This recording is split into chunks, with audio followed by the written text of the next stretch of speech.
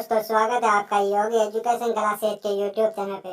दोस्तों, आज हम बात करेंगे राजस्थान बीएसटीसी की फॉर्म डेट या परीक्षा डेट के बारे में।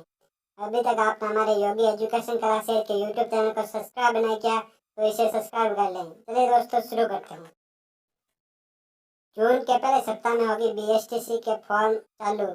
जी हाँ, सूत्रों के अनुसार जो खबर आई है उसके अनुसार जून के पहले सप्ताह में होंगे राजस्थान बीएसटीसी के फॉर्म चालू तथा जो परीक्षा है वो अगस्त के आखिरी सप्ताह में होगी। बीएसटीसी की परीक्षाएं राजस्थान शिक्षा विभाग की ओर से ये खबर आ रही है कि अगस्त के आखिरी सप्ताह में राजस्थान बीएसटीसी की परीक्षा हो सकती है, यानी 26 अगस्त के आसपास राजस्थान बीएसटीसी की जो परीक्षा है वो हो सकती है तथा जून के पहले सप्ताह में यानी 1 जून के बाद कभी भी राजस्थान बीएसटीसी के फॉर्म चालू हो सकते हैं।